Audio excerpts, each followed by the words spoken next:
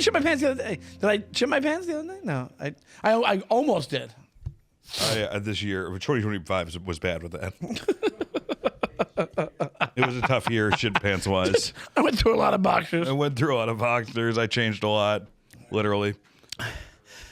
Hello there, everybody, and welcome to another edition of the Burbs Bros podcast. I am one of your hosts, Sean Donnelly, joined back with my brother, my confidant, my friend, my lover, Dan St. Germain. My confidant. I appreciate that. Yeah, totally. You know, we probably have a lot of new viewers. We hope we have a lot of new viewers for the show. And one of the things I was keeping in my head was like, how can I sit upright? Because I keep slouching. And I mean, these chairs don't help, but I think the big thing is it's like, Dan, there's no stance where you're not going to look fat. You know what I mean? Like I'm like, unless I go like this the whole time. I've kind of given up. Where I just become a guy who's on a porch. I'm just like an old racist guy on porch. Where I'm just like, fuck it. I've tried to sit up while we're doing the show. I see myself go like this, and I go right back down. So I've just kind of gave up. But Dan, how are you? When I was on Matt Ross's podcast, really funny Austin comic, I said like I look like a lion going through a divorce. That's kind of amongst my hair. I'm good, man. How was it when I was gone? With the sweatshirt of a toddler. With the sweatshirt of a toddler. Yeah, this is so none of the older kids mess with me. How are you, man? How was the week while I was gone? It was you were very missed. But one thing that you and the hilarious Maddie Smith, me and Maddie Smith, and we had a blast talking about Comedy Road right off the bat, and then we talked about UFO stuff. We talked about a lot of things. We told ICE, come at us. We'll fight you. You guys did? Yeah, absolutely. Yeah, I'm so glad you guys said it. I'm sure you'll get the brunt of it. You literally look like you both look like off the boat Irish. You look like you got married. You both look like you got married on the ship over here. Well, dude, the other thing is that we also, you don't talk about Irish, we talked about Mass for about 15 minutes. We talked about Catholic Mass. Yeah. But, Dan, I don't know if you're checking your DraftKings, but... No, I'm not. I would like to ask you a question. Me and Ian were curious because I sent Ian a couple of videos that I showed Maddie for the show last year. I should tell the audience what I was writing, which I just turned to producer Ian because of a PTSD I had last time. I said, hey, don't be afraid to give us breathing notes or any notes. Because apparently I was just breathing slowly and deeply in one of our episodes. So you were breathing so heavy you sound like you're making an obscene phone call from the 70s. And it sucked because I think it was the one where it was just me and two girls. So it was just like a scene from Bad Lieutenant. But it was. Oh, it was? Well, that's the one I was masturbating for. But I got to slow down and breathe and not breathe into the microphone. Hey, Dr. G, am I lying about how much I want you to make me come? Dude, that guy's ripped. Dr. G, he does UFC stuff. He's the real deal, man. Yeah, absolutely. He's the John Jones of talking to schizophrenics. But so I was going to send Ian a couple of clips, which I did. But before I did, he thought the clip that you sent us with no context, he thought that was my clips. And I was like, I don't know what you're talking about. And then we looked at it, and you weren't on the show. You didn't mention this to anybody. You just sent us both on the group text a video of that guy Clavicular, that's his name, right? Yeah, he was like an influencer Taylor Swift. Like Nazi-ish, whatever his fucking deal is. Nazi-esque. Nazi perimeter. Nazi chic. He's a big, Nazi good-looking adjacent guy. Oh, I guess he had a bunch of work done. That's his deal? He's a fascinating dude. If you haven't checked out Clavicular, he's basically like, what if emptiness became a person? Like he has no, I don't think he's attracted to anyone anymore. He has no testosterone from all the steroids he's taken. He's actually infertile. Is that true? Totally true. Okay. And he spent $35,000 on that jaw, which, guys, if you join our Patreon, if you get us to 100,000 subscriber, Sean and I will get Botox. I'm not going to get I'm not going to do the go full clavicular, but they had their little Boy Scout summit. Him, Andrew Tate, and that guy, and Nick Fuentes, and Tristan Tate, and Sneeko, who I've met. And I think that was it. You've met this guy, Sneeko? Yeah, we were on a show at NYU together, like his third show. Of stand-up or his like?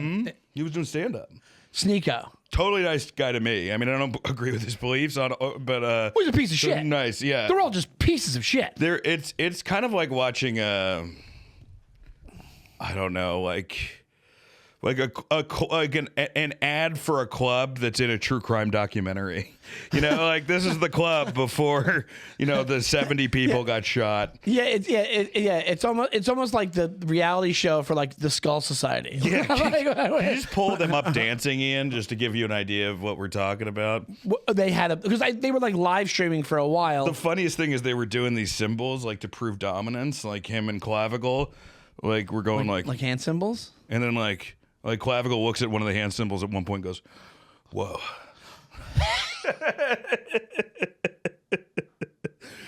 It's pretty crazy, man. And this is the thing. This is where I just, you're younger than me, but by a substantial amount. 25 years. I do not get, because the reason, it's not like these, I saw these clips. They popped up on my phone. I'm addicted to my phone. I'm swiping like crazy. Oh, is this them not dancing? This is them.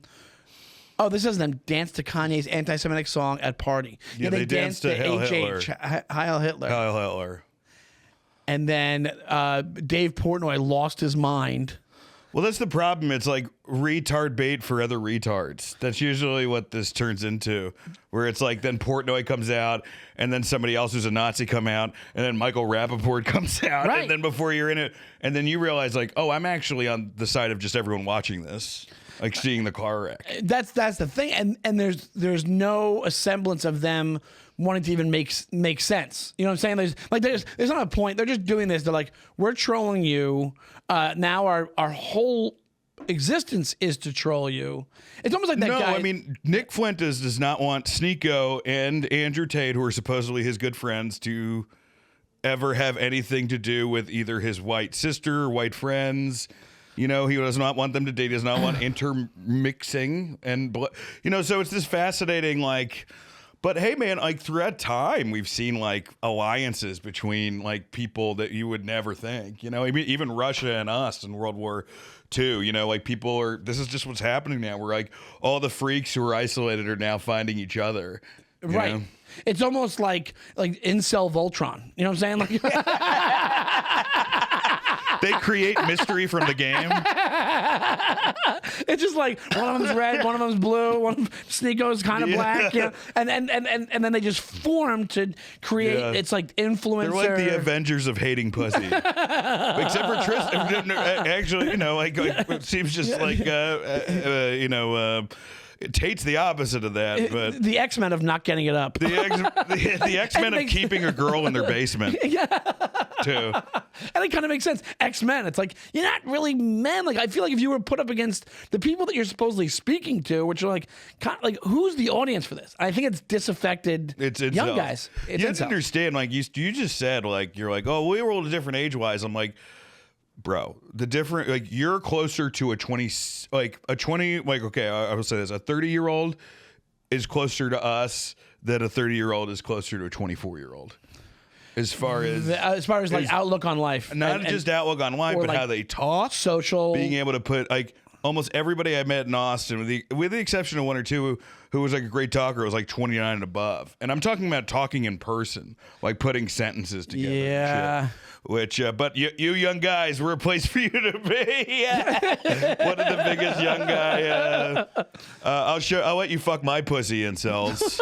How about that? Put that on the advertisement. But I had a question for you, Sean. Yes. Like, this was the wildest thing that came out of the podcast world this week, and it's more just I just want a comedy jump off for this. We don't have to actually talk about what happened. But Candace Owen is basically saying like Charlie Kirk is a time traveler.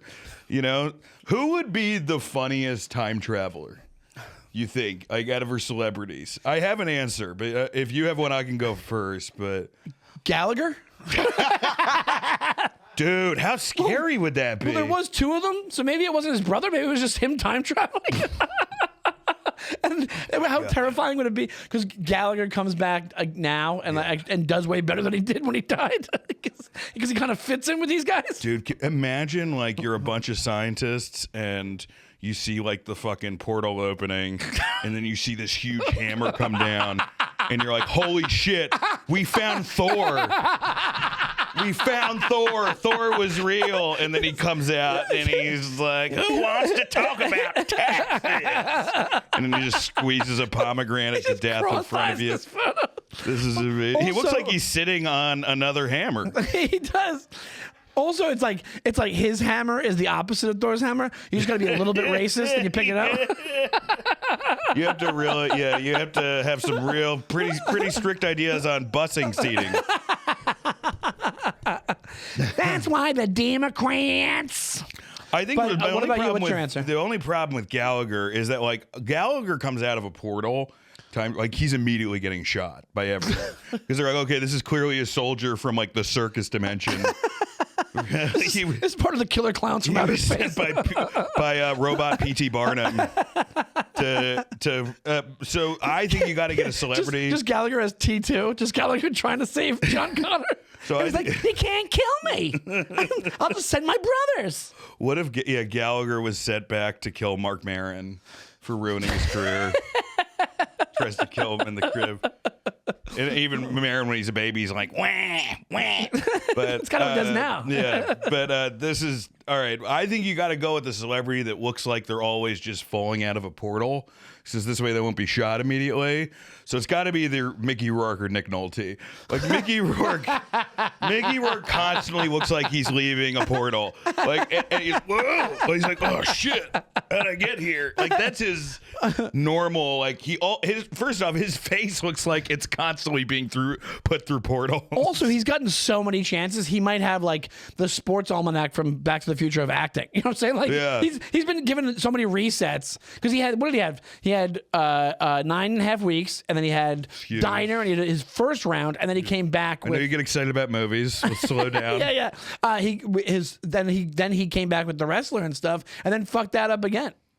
Yeah, Nick Nolte. Where the fuck am I? God damn it. Yeah, so it's Nick Nolte and Mickey Rourke, and then you could also say Nicolas Cage kind of comes into rooms like. I think basically what we're realizing is Nicolas Cage is shot immediately. I'm sorry. He's shot. If Nicolas Cage comes through a time portal, he is shot immediately. I was going to say, based off their red faces, booze makes you time portal. Yeah, I think you and I could qualify as time travelers. I think we could get to a point where we just get days on end. I'm newly sober again, and Sean will work on it at some point. But tune in to see who gets cirrhosis first. But no, so yeah, I think that's a good way to put it. Hey, if you just look like you came out of a time machine, you're the best celebrity to time travel. Yeah, well, you just got to look who's going to get. We're a hot chick. I guess if Rihanna comes out with Portal, nobody's going to be like, oh, I'm so scared. Rihanna's here with her perfect alien ass. Maybe that's what it is. You need somebody who's comforting to the public that exhibits no threat. And that's probably like a John Stamos type. Comes out and you're just like, okay. We learned a lot about Sean's sexual preferences on this one. So Stamos is like the blue lady? I did have a huge crush on a Greek girl in high school, so this makes sense. The Greek girl? I love the Greeks. If Stamos came out of a time machine, right, you would be like, okay, cool. I'd be like, watch the hair. Don't touch my hair. He just had, he went to bat for Lori Loughlin's ex pretty hard. Seems like that guy was kind of an asshole. And her, I think, too, right? Yeah. Because she's so cute, dude. She's unbelievable. She was such a knockout, you know. Winnie Cooper looks good too. How she didn't have a bigger career. Like she wasn't that bad. Like she could have done 3 more sitcoms. I do. She might have done it. I think though, like sometimes these like even now she's probably 65. Right? Unbelievable. Jesus. I think like some of these girls, they're just hot, and then a billionaire shows up and it's just like, I'll just take everything. Although that guy clearly wasn't that guy. Yeah, you can just go to the beach every day. This will set up our Patreon, guy. We're gonna do a Patreon about what some of the more famous last meals from death row prisoners. And if we did that on a really early Patreon, well, there were only 3 of you. So I'm sorry you're getting it a second time. I don't think we did, though. I don't think we did. So final bunker meal if the apocalypse is coming. And I'll make this more specific because it's going to be just an explosion. So you can eat whatever you want. It's not going to be like zombies where you're like, you eat a bunch of fucking pasta and then you got to run through a cornfield. This is before the world ends? Mm-hmm. It's got to be... It's got to be like a perfect fried chicken, like best fried chicken, like the best fried chicken I've ever had in my life. What's the best fried chicken you've ever had? it was actually in Kentucky. It was in Kentucky. It was actually like it was some random bar, but it was like unbelievable fries. This is so funny because like right now you're this is like perfect speaking tone, not too fast, and I think that there's a reason for it. There's an erotic element with this. I'm a fat fuck. Me too. Like, dude, like, what is it about? Like, you ever see this still with those commercials where they got the turkey baster and it just goes on? You're just like, you fucking clever girl. Well, we're also in the age of. I don't know why I quoted Jurassic Park sexually, but I did. Clever girl. Let me ask you this though. There's tons of food porn. My other answer would probably be, because I'm dying to go there, is that Salt Hank's place that does the French dip. And it looks like a heart attack on your phone screen, but it's like French dip's so good. It's amazing, but it's like one of these places. If you showed up right now, I think it's open now. Yeah, this is the Salt Hank guy. Look at this. Look at this thing. Look at this. This guy has 1 million followers on. This is what we should have done with our careers. Or $30. $30. But look at the size of it. Oh, they got the shoestring fries too with it. You can almost go and then split it with somebody. Because I'm got to the point where if I ate that whole thing, I'd be done for a while. But this you'd be done for a while because you'd have a heart attack. This dominates. Like when you, I think it's you a get to a point. French dip, but you wouldn't just go full steak or something. Maybe like a. No, I'd do that over steak because you got the semolina bread, the fries, or you get some good potatoes, and it would be steak fries. My favorite fries are steak fries, like the thicker ones. But this dominated my that was on my feed as well. So it was like. It was clavicular and French dip sandwiches. You can't stop watching clavicular. That's the problem. He's very hard to stop watching because you've never seen someone so shallow and so. Because a lot of these guys are like, "No, I'm deep," and he's like, "No, I'm not deep. I only believe in looks."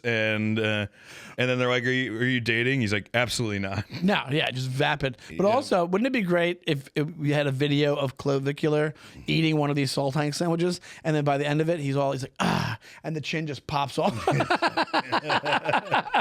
It's like in a scene from The Witches.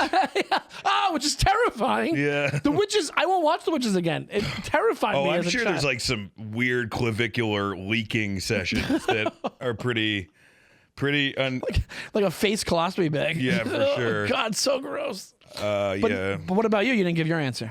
Maybe just a Bible to freak the other people out. Just eat the Bible. They're like, "What the fuck?" Just have like a fun bit at the end of it. I don't know. I think it would be. I think I would go comfort rather than a giant lobster tail. So maybe I would just do like for me the ultimate comfort sandwich, and I had it last night, is just chicken cutlet, American cheese, lettuce, tomato, mayo, ketchup. That's all I need. It's a good one. So that, and then like a nice tomato soup. I'm pretty good. A very big connoisseur of chicken cutlets. One of the best. We're such trash that we're like, last meal, we're like, chicken cutlet. You're right, chicken cutlet. Can you just give me like just boot grease in a bucket? Boot grease in a bucket. That's amazing. One of my best days of my life was when I was like, I think I was like 13 or 12. I was working folding newspapers because you used to have to. The Sunday papers would show up to a convenience store and you'd have to fold them. Like you'd have to sit there and put all the sections together. I remember that. I think I had to do that on one job. Yeah. So I made $20 a week doing it. I used to goof off, so it would take me way longer than it should have. And by the time I was done one time, it was like 11 o'clock in the morning. I hung out for a bit, went across the street on New Hyde Park Road, Long Island, New York. This is years ago, to John's Deli, this place that was there. To this day, got a chicken cutlet hero, giant iced tea, chips, ate it, inhaled it, and then played Street Fighter for 2 hours. That's spent the $20. Street Fighter, just two? Two. Oh, the best one. Street Fighter 2. And that was probably the best meal moment I've ever had in my life. That was like, you could have murdered me after that, and I'd be like, I had a good run. Maybe you did, and this is all a dream. Yeah, it's like the 2012 thing where it just keeps on going. It's very possible. All right, if you could fucking just tell off someone in a room from the government, who would it be? I saw this. Is there any other answer? You want a real answer? Well, I know. I'm debating between two, and I'm sure you want to try to guess my answer. What? No, that's not my answer. What's your other answer? Stephen Miller. I actually my third answer is a wild card. Let's hear it. That's the one. John Brennan. He's gotten the lead for how much damage he did. He's gone, right? If I got to ask him stuff, but the thing is, he got away with so much shit. You know, he was the fucking head of the Saudi consulate, you know, like for 9/11. Yeah. But, you know, like a guy like that also would just go. He would just shut down and be like, where do you live? And that would be it. Yeah. There's like, you know what it is? John Brennan, even though he's probably a complete piece of shit, he's a serious person that knows how to avoid being in a room with somebody like you that'll shout. Like, it's like one of these things where he just does what he wants. They have complete. But on the other side, the Ted Cruzes and the Stephen Millers, they want the smoke. They want the. So Stephen Miller, if you were able to troll Stephen Miller hard enough, you'd get him in a room and just completely unleash on him. That's actually the point. Like, maybe I wouldn't want to do that because they would get off on it. That's a good point. That's a really good point. You know what? Schumer. There you go. Chuck Schumer. Because how much he dropped the fucking ball? Because of how much he's dropped the fucking ball, purposefully or accidentally. And how much he just keeps looking like the Count from Sesame Street. He's going to be Nosferatu in no time. What are we doing, man? We're electing these 85-year-olds. That's what I think has to. You know what it is? When we become an irrelevant nation, which is gonna, we got about 6 months until we already have Canada as of yesterday being like, hey guys, we made this little trade deal with China. Sorry. Interesting. And we're gonna give them the minerals. You fucking idiots. Interesting question. First off, Sean, plug your Canada dates. Oh, yes. Montreal, come see me this weekend. Thursday, Friday, Saturday at the Comedy Nest. It's an amazing club. Please don't throw shit at me. Okay, follow. Please don't make, and also Canada, please don't make me a political prisoner in Canada. I'm on your side. Actually, love Canada. Fucking do it. First, it would be great for the show. It'd be great for the show. But also, like, my follow-up question would be, you're going there, how much would they have to do to get you to stay? Like, hey, we don't want you to come back. We really like you here, but the opportunity's not. They're saying to you, like, hey, look, the opportunity's not going to come again. You can get citizenship if you stay, and we'll fucking take your people and we'll like maybe provide temporary asylum to Megan and the kid. I don't want to say the name. So but my family. Yeah, but I don't know. It's a hard. I guess it's got to be. I guess they're able to come too. I get to pick where I go. You would have to marry Megan because it would have to be a citizenship thing. And yeah, you would. But you can go, and then you would legally adopt. Right. Like Owen is one of. I don't know how that would work actually, but because he has, But anyway, whatever. So honestly, take that man, off of it. Where I am now, 60-40 towards. I'm surprised it's that low. I thought it would be because I'm being realistic. 730. I'm trying to be realistic. Yeah. But in my brain, and I'm not the type that when the whole Trump thing happened first, you had all the celebrities being like, if he wins, I'm moving out. And then he won. They stayed. And the second time around, they're like, if he does it again, I'm moving out. And then he stayed. He won. They stayed. I don't say this lightly. 60-40 is high. Like, it would have been 0. Like, if this a year ago, it would have been 0. Yeah. It's 60-44 doing it. If they were like, we'll set you up, almost like communist Russia with Oswald, like, we'll set you up with a good life. Or just like Mexico where they have fucking healthcare now. Exactly. So if they were like, we'll set you up with a decent, like, better than what's going on now, and I got the retirement, I got the thing, and you got a pension, and you got, oh, dude, yeah, like, it would be worth a fucking talk with everybody, and being like my whole family. Hey, come, let's go to Vancouver. Let's hang out there. It's nice out there. It's not like my thing is, like the only reason I'm here would be like stand up or podcasting, and you're like, I mean, I'm not making if you're not making fucking Schultz money, you know what I mean? Yeah. The other thing is the writing, which you can for now do everywhere, but yeah, it's a little bit of a. You have to get used to it. Freaky time. Because one thing, I have a couple friends in Canada, but I would be. It's so funny that people who don't go to Canada, like, that's why it's so horrible to hear the Trump stuff, because you're like, you've been a million times. It is a different. If you go, you're like, it's a different country. Like, I get it. Everybody thinks it's like America extended. America's. No, it feels way cleaner. But not even just cleaner. It's like they have. It's one of these things where I'm there. I don't feel like I'm at home. Obviously, like, you feel off. I want to go home. So it would be a big deal to do it, but I would highly consider it. If this was like, hey, you're working this, you do this, it's whatever you wanted, and it was like a cushy situation, which wouldn't happen, in a heartbeat, I would do it. I don't know if you've noticed this, but I've noticed this, I'd say like kind of after staffing, I guess, so since COVID, whatever, that America, traveling the country to do comedy, basically all of America, with the exception of the coastal cities, it looks like it's in a going out of business sale. Yeah. Like you drive past, you're like, well, this is an empty storefront. This is an empty storefront. Where is everybody? Like it feels very desolate. It feels very going out of business. America, the going out of business sale. And they blamed online for that, right? So they blamed for commerce, they blamed online, and mom and pop shops and brick and mortar gets shut down. But like now, what's going to be the explanation when all these allies have trade deals with China, and they're, like you said, even when it comes to entertainment, you saw them being a superpower already. So what happens when more and more guys go, we don't have to deal with this bullshit, we'll just go in the next 3 years? Because 3 years is a long time for this. The whole thing is blame the poor, right? So it's like, they're like, well, that's the reason is because you guys aren't supporting him. It's like, well, we're all moving to cities because that's the only place you can get a $70,000 job with benefits or $60,000 job. Bet you can't get that anywhere else in the country. And then you get there and then you're priced out and they're like, well, you should have left somewhere cheaper. And I'm like, no, motherfucker, I left somewhere cheaper to come here. Yeah. And it's just the ultimate just kicking down. Like, Shapiro does that all the time, or it's just like this disdain for fucking struggling Americans that I've never seen before. That struggling Americans aren't picking up on. Why are you pretending? I think they're starting to, but yeah.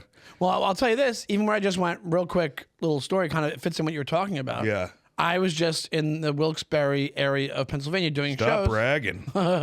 But there was a guy who usually bartends. He's at the casino bar. It's right outside the club because that's where people get their drinks when they go to this club. It's like attached to the casino. And this guy, Eric, who's a really sweet guy, really nice guy, was bartending there for at least 10 years, was downstairs with them, always with the bar near the club. And there was a thing where the jobs there are it's so sensitive, your employment there. He had worked there for 15 years, something like that, something crazy. Somebody asked him for a drink. He grabbed the cash for the drink, put it on the bar for longer than a minute because he was getting the drinks and getting somebody else's drink. And they considered that, he didn't put it right in the register, they considered that stealing, got rid of him immediately. So they have all these things, these people just watching the cameras at this casino and being like, oh, that little infraction right there, you're gone. But so people are scared shitless at this place. Well, that's what Jeff Bezos said. You want to talk about sociopathy? He's like, I want my workers to go to work terrified. Yes, which is like what a movie villain says. Like, which is also what the Anunnaki and the Sumerian. We're not going to get into it on this episode, but this is a UAP podcast. Look into it. Speaking of, just to get more back into paranormal, which fantastical thing being real would be the biggest problem for you? For me, already, like Dracula, like vampires and werewolves are off the table because they, like werewolves, it's only 2 nights a month. Vampires, it's only at night. You can avoid them. You can avoid them. Yeah. I'm trying to think of like something you couldn't. I mean, like I guess you could say, an aggressive alien race, but I think that they would be.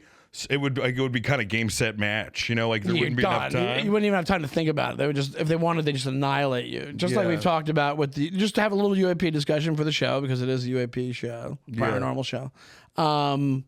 They've talked about like what they're lying and waiting for, like what it's like. So it's like one thing that makes sense about why nothing's happening. The one argument you can make, because the one thing they say about UAP stuff, they're like, and I thought the same thing. They're like, well, if they're not benevolent, if they're not kind, or they're not kind of like, if they want to hurt us, why haven't they done it yet? And I always thought the same thing. And it's like, yeah, but if you live outside the constraints of time and you're from a different dimension, everything's happening the same time at once anyway. So you just do it whenever you want. There is no whenever you want to. You just do it when you have the means to do it or the time to do it, to save whatever you want to save.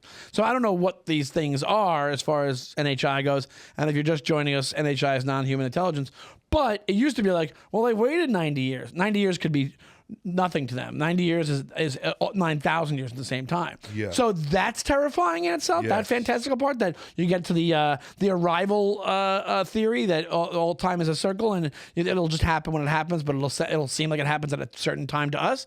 And then one thing that would really fuck me up is because I don't think he has a timetable. I think he comes out at dusk sometimes. Mothman, just getting picked up by a Mothman would really like, and also because it's it seems to be the gothiest. Like he has like a Dylan Klebold jacket on sometimes, and the Mothman prophecies. He's like sometimes he's either ancient and he looks like a big eagle, but sometimes he's like wearing like a Silent Bob jacket, and I'm like, that doesn't seem that just seems more terrifying. Well, things are hard in Mothman country right now, so he's just getting hand-me-down coats from the Jersey Devil and the other cryptids. The Salvation Cryptid Army. Do they have a cryptid charity where you go and it's a meetup group and you're like, hey, what kind of jackets do you have here? You know, because I'm like, if it's by night, right? I guess, if you get night, it eliminates a lot of monsters. And so I was like, well, maybe creatures of the Black Lagoons. But I'm like, that's not a thing. They can't on land. They got webbed feet. I didn't bring it in, but did you see there was I think it was a real video of a plesiosaur, somebody filming a dinosaur in the water? I don't trust that. I saw it. But I do think raptors would be scarier than any. Like another animal, like an animal if tigers were a little smarter, like we would be fucked because they're like, or polar bears. If like you got a polar bear with the brain of like a polar bear with the brain of a man is terrifying. Are you kidding me? Yes. We're done. Ian thought that was stupid. No, he's laughing. He is right. Like, it was stupid. We're done. Like there's no done. Polar bear with the. But what if they look like polar bear? I guess they would still win, right? They're polar bears. Could you look it up? Polar bears, I think, are at 9 feet tall, and they're I think like a ton. They weigh like 2,000 pounds. Like they are the most vicious. That's why, that's why even when zoos, you ever go to the zoo, Brooklyn's Bronx Zoo, the Bronx Zoo, they have polar bears, and they're like retired almost. Like you go there and you're like, hey, why is this? I think they do that on purpose. Yeah, it's like it's like ex-cops that are bouncers at comedy clubs. That's kind of funny. Oh, I guess it's the male. Wait a minute, polar bears are only 4.5 feet tall. The males, 4.5 feet at shoulder. Yeah, I think that's like not standing on the okay. Top one is them standing up, a female. It's funny that the women, like 5'9" to 8 feet, like they just have like it's like human men where they have like girl power, like short kings, but for female polar bears. But no, dude, these things they weigh 770 to 1,300 pounds, and yeah, say they were standing up when they were attacking you. There are two Hawaiian banjo players playing somewhere over the rainbow together. But they're fucking gigantic, and they'd be terrifying. And if they had the deduction skills of humans, there would be no more humans on the planet. It would just be food for these things. Because I was saying about polar bear chart is so funny. I think it looks like fucking Peter Pan in there. It's like Peter Pan and a bunch of fucking bears. But yeah, if you go to the zoo, I feel like I feel like they purposely must drug up these bears and just make them lazy so they don't just attack the staff. I wouldn't be surprised. They're known for being like the most vicious of the bears. They do it with humans, so they would definitely do it with bears. Yeah, exactly. Lexapro polar bears. Polar bears are just like Liam Neeson's daughter from Taken. They just drug them up when they got. That would be funny. I'm taking your daughter. It's like a polar bear in a dress. Polar bear gets to France. He's like, "Do you want the shadow cap?" Offers him a Coke. Here. What's up? It's not a polar bear, but I once watched a black bear break into. Let's not make this racial. No, what were you saying? Sorry. I watched a black bear break into a house, like open a window like a human, like not break anything, just like stealthily go into this house. Really? Yeah. Yeah. Well, 90% of his black bear on black bear crime was in the black bear's house. But if you talk about it, you're a fucking racist. I guess. Speaking of clavicular, whatever. Or, hey, Andrew Tate. These black bears better wear in a mog. And then everybody's just watching it because you can't do anything, right? Well, yeah. It was like 4 a.m, and I was the only one awake, and I wasn't gonna go out there. Yeah. Are you sure this wasn't your uncle? My uncle? Oh, yeah. just your uncle looks like a black bear. But they're the ones that are the most. They're not docile black bears, but there's a black bear. You said, right? They won't fuck with you if you don't fuck with them. They kind of keep to themselves. Although some idiot told me I'm moving to Massachusetts, and somebody told me, the person who told was Tom. He wasn't an idiot, but he told me some idiot picked up, like they were like picking up bear cubs and Yeah. like, taking selfies. And then they were mauled and they were surprised. They're like, what the fuck? I'm all fucked up. And it's like, Grizzly man. what do you think, dude? They're not yours. They're not, especially now, like, guys, like whales are attacking yachts. It seems like there was some memo sent to the animal kingdom recently. Sharks are attacking more.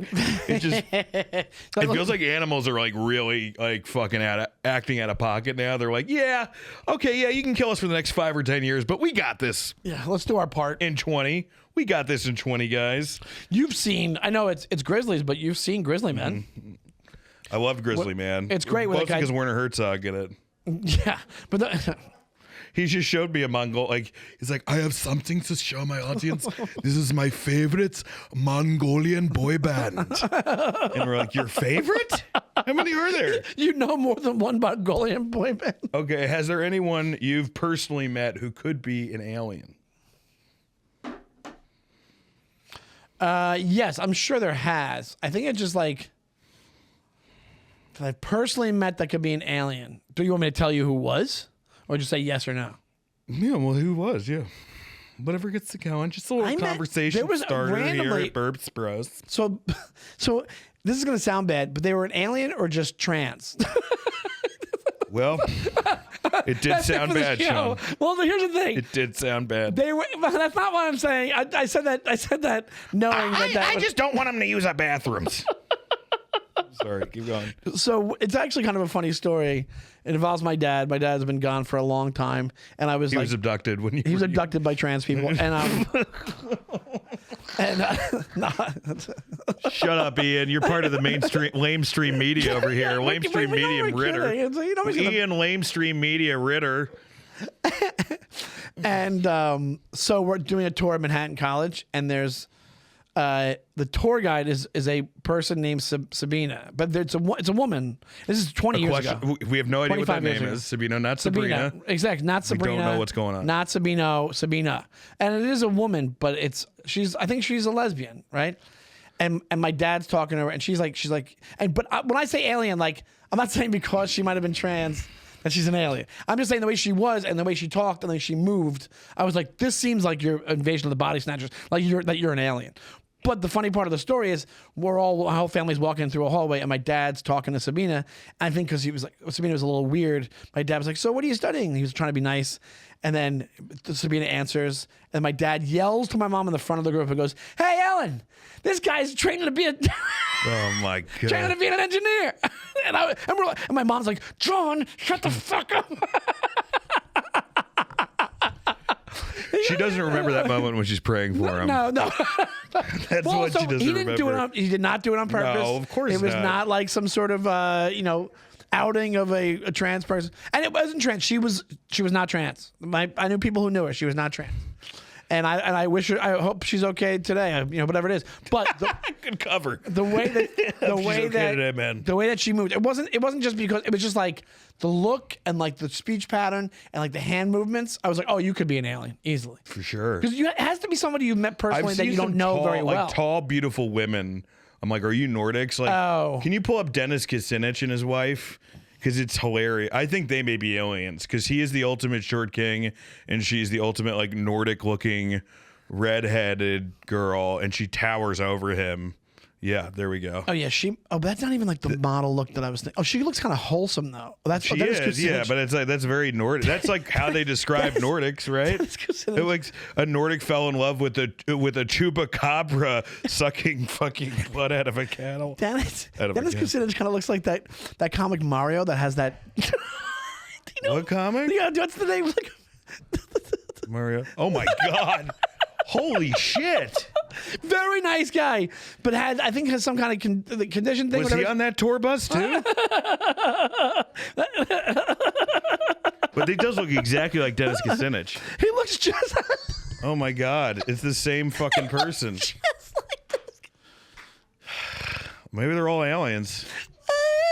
Problem is, I just look like a shitty human. I wish I looked like a cool alien over a shitty human. Mario Bosco, very funny person, very funny dude, very nice guy. But This is like Sean's thing where he has to get into heaven, because he's Irish Catholic. So then he's got to pretend like he didn't bury the guy.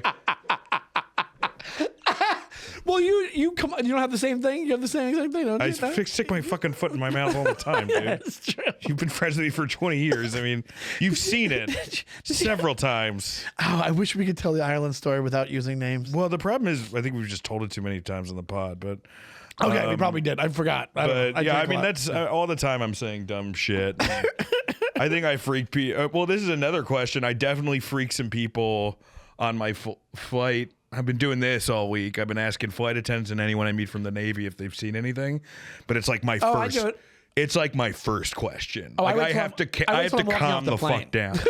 Like I am the fucking horny guy immediately grabbing the stripper's ass at a strip club, but like, but with alien stuff where I'm like, oh, hey man, thank you for your service. Hey, you see anything out there? I swear to God, I said that like 3 times. And each time they're like, I don't have any soup or blankets for you. I do not go political. I go very UAP with everybody. Yeah, no, I know. I'm kidding. Yeah. But like, yeah, man, it's really, again, like the question I've had is it has turned me into a different type of hang, I would guess. Has your personality suffered since getting this in Aliens? And guys, we're doing a very unheavy alien, but not as much. Like we've had heavy ass alien podcast, like where you can see how much we're into it. We're trying to like, start off slow. we're trying to ease you in. Try to ease you in. We're trying to groom you into. We're trying to groom you into a probing. Traffic. Yeah. We're like a pedophile, but with aliens. We're trying to groom you into a probing.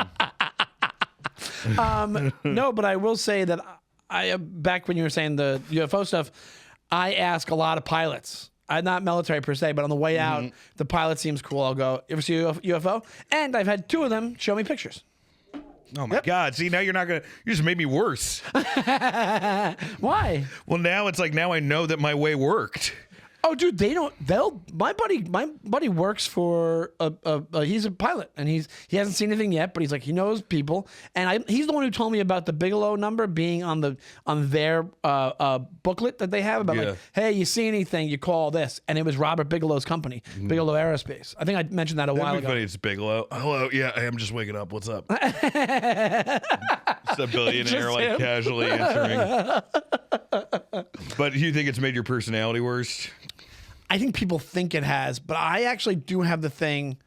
If it comes up and people want to talk about it, I'll talk about it. But the way it's made it worse is I'll keep talking about it. Yeah. And I think I get to a certain part in talking about it where they're like, oh, this was a mistake. You know what I'm saying? They're like, I shouldn't have asked Sean about this. But when I first got into it, after I got divorced, you were like, yeah, people just think you're losing your mind off this stuff. But I really am. I'm a healthy skeptic with a lot of glass houses. Let me tell you. For that comment, I'm real glass houses. Well, now, but not back then. Yeah, you got to like wait till somebody talks to you about it. That's kind of what I'm realizing. Because the other thing, too, is the more you look into it, the more it's very connected to religion and politics. Like originally when we did the show, we're like, no politics. And then we got into UFOs and we're like, well, it's impossible to not talk politics if you're doing UAP or UFOs. And the same thing with religion now for me.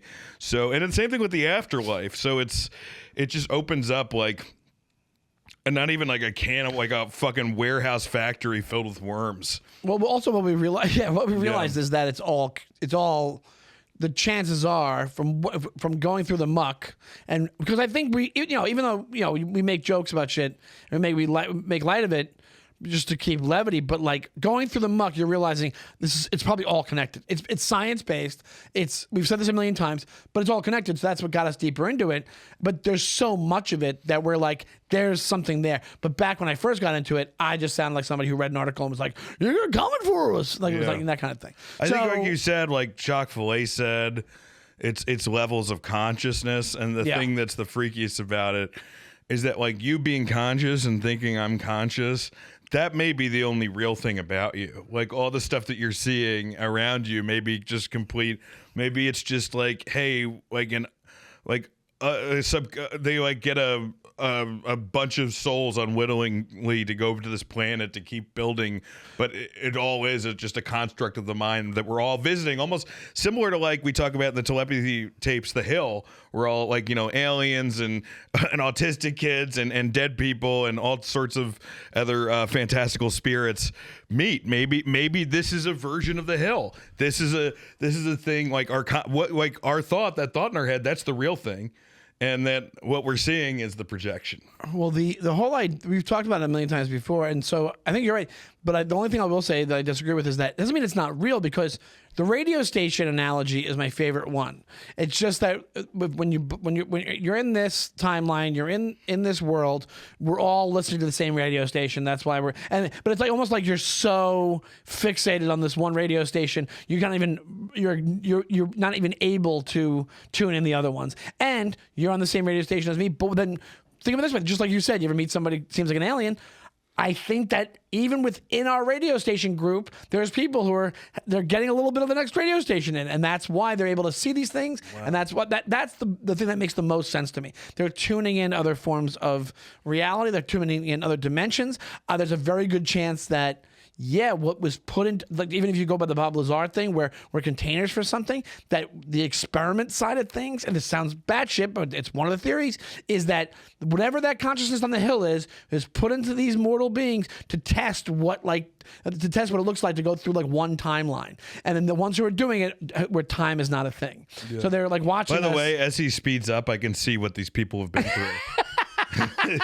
In the beginning, you're like trying to talk calm, and then you get more into it, and you're like, and then this, and then it's like Pesci and fucking JFK. I'm David Ferry. I have the fucking your wig pops off. We should just do a David Ferry thing. I'll just do like penciled in eyebrows. Is that the most unintentionally hilarious performance? It's great. You know, like John, we should watch this on the Patreon. This is not whatever. It's not a comedy. It's not a alien thing. It is a comedy thing. But John Lithgow in Cliffhanger, I just watched that. Oh, I heard it's one of the funniest. Oh my god! And he's awesome about it. He's like, I was positively dreadful, but I got to travel Italy, like, because I think he saw somebody, and he's like, oh, we saw Alan Rickman in Die Hard, and he goes, I'm gonna do that.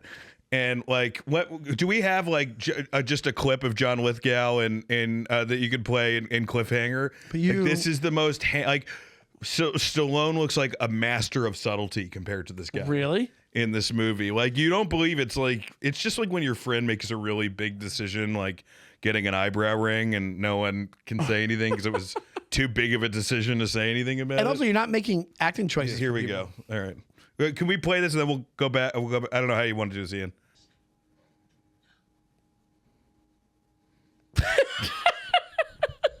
It's so hammy. So bad. You know what it is? He's going in and out of accents, and he's trying to be Alan Rickman. That's exactly what's happening. Yes, that's what it is. And then it becomes like, they call that like the North Atlantic. There's something. What is it? Transatlantic accent, where they used to like Cary Grant would use back in the day. It wasn't English. It wasn't American. Yeah. They're like, hello, darling. Yeah. And he'd be like, give me the transponder now. That's what he's doing. And then you see him and everything else, and you're like, oh, this guy's fantastic. It's the weirdest one, because he does take big swings that work out. Like, World According to Garp, he plays a trans woman who was like a football player beforehand, and he's phenomenal in it. And then also, and he was great in Dexter. He's amazing in Dexter. But as you see in Dexter, he toned it the fuck down compared to that. Yeah, of course. He was like, all right, I'll just be like a dick. Well, you know what it was? It was how many years prior? It was a big movie thing for him. It's like he's probably only in his 30s, late 30s at that point, no, right? He's in his 40s. He was nominated for a couple Oscars. He's just like an actor. Like, he's just a good actor who like just takes tries. And there's nobody at that point at Cliffhanger that's going to be like, you're on that set. Nobody's like, John, you gotta tone it down. I'll tell you what they said. Still, that was the best acting I've ever seen. I was Brando. Yes, love is crystal. Like, he almost seems like he's gonna her in the right. Doesn't it seem like he's gonna her in the helicopter and he shoots her? It's like the other guy didn't. It's weird when the other guy didn't think it through. He like pointed the gun at him. Like, this guy seems psychotic. Yeah, he'll just kill you or kill like. You know. Yeah, well, I mean, the movie's crazy if you haven't seen it. But, you know, you get Michael Rooker in it, you get Stallone, you get a little John Lithgow hamming it up. Totally worth it. And this is a get to know us episode. What is the funniest thing you could say while an alien probes you? I knew it.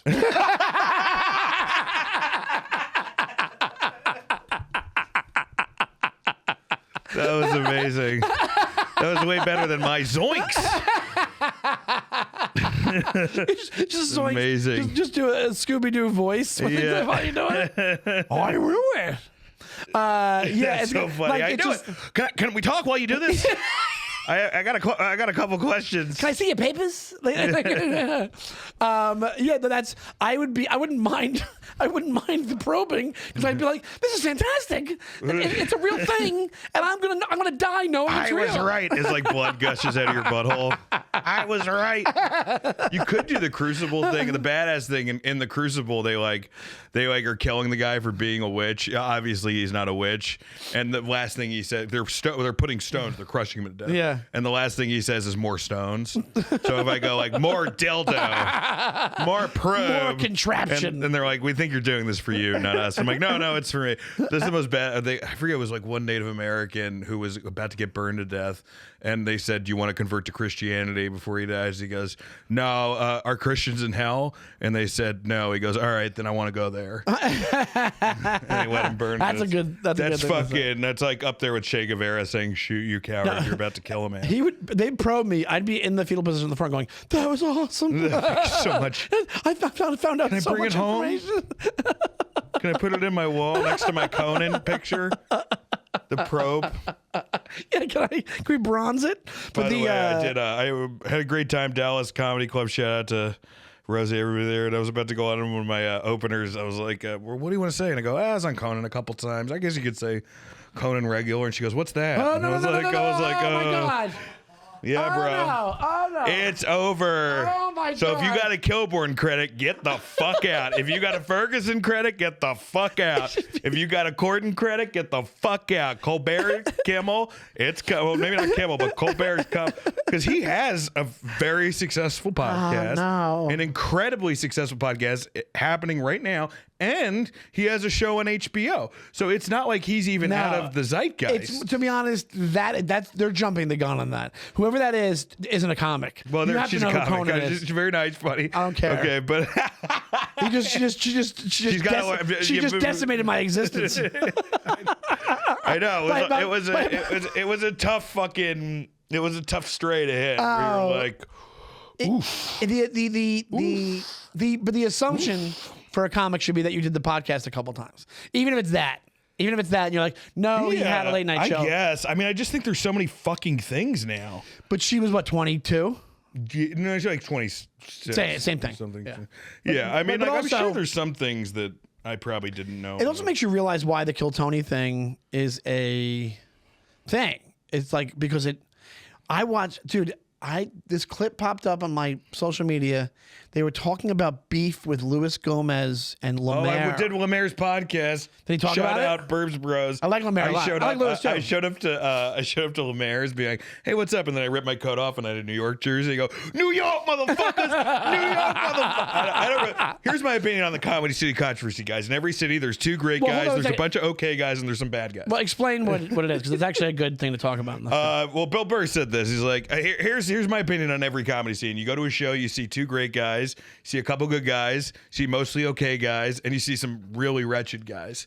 And that's every fucking scene, I would say, in America. Yeah, but it's a sliding scale. What he's saying, what Lewis was saying, and he's not wrong, is that it's a sliding scale. I will say, for Austin's offense, and I was just there, and they treated me really well. And I'm not around young comics now, but there is an excitement there around young comics that does remind me of when like we started. Okay. And like that will be one thing that I'll say. I will say this. I mean, my opinion on New York is it's either the first or second best comedy city every time. Like if it's not first, it's second, which makes it the best overall. Like Boston have a couple months, Austin had a couple months. Remember when we were kind of Chicago was like kind of like the promised land. There was a time where Chicago was unquestionably probably a better comedy than New York. So like but it always goes back to New York. Here's the thing. It always goes back to New York because here's the thing. It's not magic. I was talking to somebody about this. It's not hubris. It's not ego. It's reps, it's numbers, it's amount of times to get up. You can get up opportunities. A lot in Austin now. I know, but I'm saying it's still not as much as here. Not as much as here, but pretty close. And the amounts of people that are visiting / live in the city give you the opportunities to go up for these things. I'm not saying it's like you go to New York because it's the comics who live in New York that make you better. Like, but if it's between Austin and LA, if you want to do reps, Austin, LA, do fucking Austin because it's like 3 times the reps. It's not a stand-up city. LA. If I went to LA, I wouldn't do stand-up. I'd try to get on a TV show and try to start act. I'd be acting.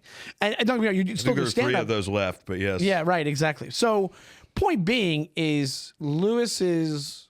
I saw a video, and whoever did the video, I don't know the account name, so sorry, but the guy, he narrated this thing like it was Ken Burns' Civil War. Like he's this show's what, 10 years old, and he's acting like it's the fucking Steve Allen show.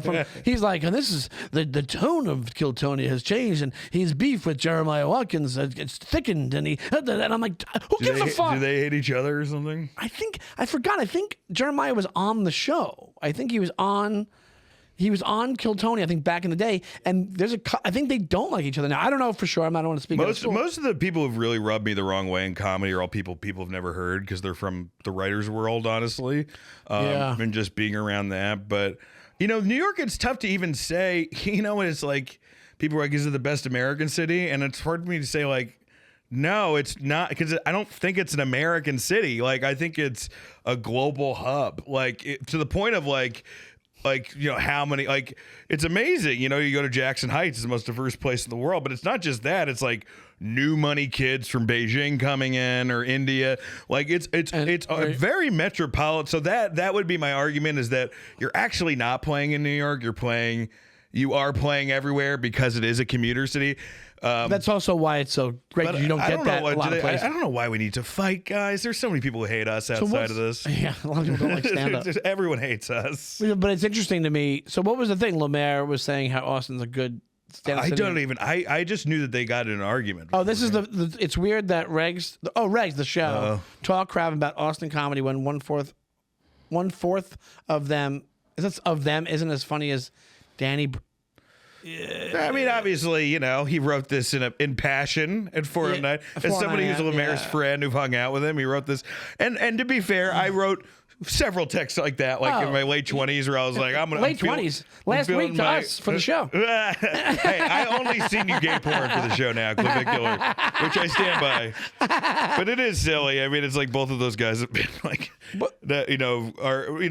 It's like there's so many worse people who are just like ready to gun comedians down. I like him. I like him. Yeah. I mean, I'm just saying, like, don't fight with each other, guys. Like, there's like people in the grass, trying to fucking take us out. I don't want Danny Braff getting a big fucking head. That's all I'm trying to say. He's from what's he? He works on the right. He works with Robert Kelly. He's actually a really smart guy. I thought for some reason I thought Zach Braff for a second, and I was like Zach Braff. That'd actually be a better tweet, but it's four in the morning. That'd be funnier. Well, Danny's always been nice to me, but and he said 1/4 of them. Isn't there 4 guys? Is he talking about? I love Danny. Yeah, he's talking about Lewis. That's what it was. He was talking about Lewis. I just don't. I gotta like none of the regs are as funny as Danny Braff, basically. And that's just factually incorrect. Danny Braff was the example that like Lewis brought up in the initial thing where he was like, Danny Braff's funnier than any comic you'll see in Austin at a regular show. What would be this? The East Coast, Southwest comedy wars? Southeast? That's me saying I don't want to be a part of it, by the way. If I can't figure out the geographical location. It's brother versus brother. Maybe the Ken Burns thing does make sense. I'm becoming a Massachusetts comic now. I'm going to be doing the Dick Doherty run in 4 months. So I'm going to talk shit. I'm going to get like a bunch of 70-year-old Boston comics and be like, we're taking over now. We got all the Dukakis bits. You're going to try to encroach on that Bob Marley run. That Bob Marley, every New Hampshire reference. The Maine run, man. The Bob Marley Maine run. It's been the same fucking runs there. You're just gonna get yourself theater shows by going like, can you believe that? When are they gonna get done with the dig? Dude, I would love it if my act was just opening up a newspaper, just going, can you believe this? And then I go into another one. There's no joke. All right, I feel like there should be one. All right, okay, one last question, and then we'll go to the Patreon. All right, well, I mentioned it briefly on this podcast, but it is the craziest thing that's happening right now. These killer whales are trying to take these boats down. Again? Is this a result of cruise ship comedy? Sorry. That's the real. Okay, I will say I will join that comedy war. If it's any city versus cruise ship, I will go against. Although those guys, I think it'd be like they'd just be like, thank you, and die, you know, but. I told you my story where I was thinking about doing the boats, and I've been trying not to do that. I stopped doing warm-up on purpose. Could have kept doing it. It makes you hate yourself. Warm-up is the worst thing in the world. It sucks. And then I contacted a comic who used to do boats, and they said, oh, I don't do them anymore, but hit up this person. And I'm not a huge fan of this person, but I was like, all right, cool. And they wrote to me and said, okay. I go, hey, I just need a contact for for this company or whatever. And they go, all right, I'm going to need from you a 45-minute clean tape and a dirty tape. I go, oh, no, forget it. I'm not sending you anything. I go, send me an email or fuck off. That's not happening. Well, they won't. They only care if it's clean. They only care. Oh, I've right, tried exactly. the same thing. No, yeah. But I think how miserable of a death. You get done with your cruise ship. Wait. Let me. I'm listening. I'm not You get done with your cruise ship set. You bomb. Because you tried, like, I'm going to actually try jokes I cared about. And it doesn't even worse than your normal fucking hacky set. And you get out there, you're like, oh, God, what a horrible night. And then out of the beautiful water, you see this beautiful killer whale come up, and you're like, oh, my God, I had an amazing, and then it kills you. And you're like, well, I know they don't kill anyone, and then it kills you. What a fucking, honestly, kind of the way, besides being surrounded by friends and family, it's how I want to go. We know open micers from back in the day that still wouldn't quit. They'd be riding the whale. We're going to hyenas.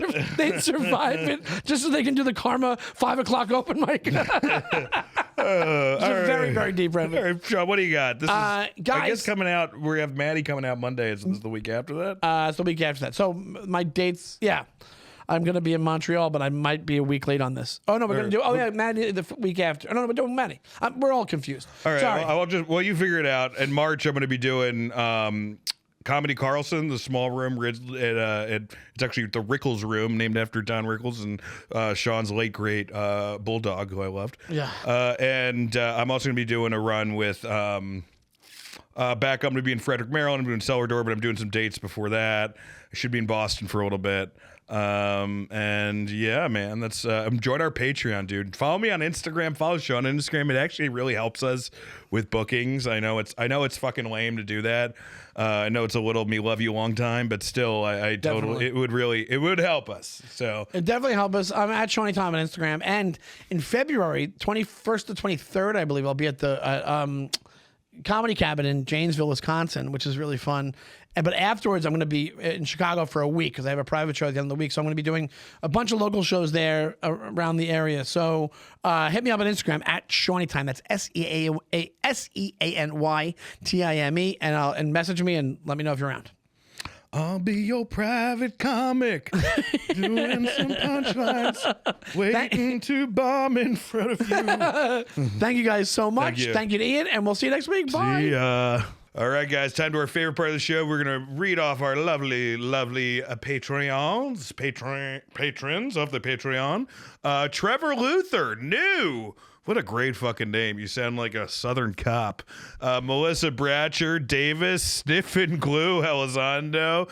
I like it, man. You know, that's like Jumpin' Jack Flash, but the rehab version, I guess.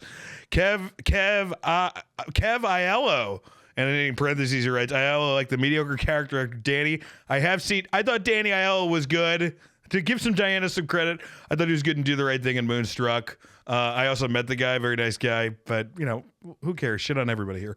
Bango Skank, Handjob Trav, still fucking Mark K, some of the OGs right here. Richard Ramdas, Rickle, Radius, Richard Louise, Grame, Banjo, Pussy Whistle, John Hill, Jizzajam, Nicole, Stephen Hitchings, AQ, Corey Beecher, Isaac Harris, William Morris, Duncan McRae, Mike Moyer, and that was it. That was the last one. So thank you guys. The Patreon keeps growing, and we have an extra one this week because we were a little late on the Monday one. So check it out.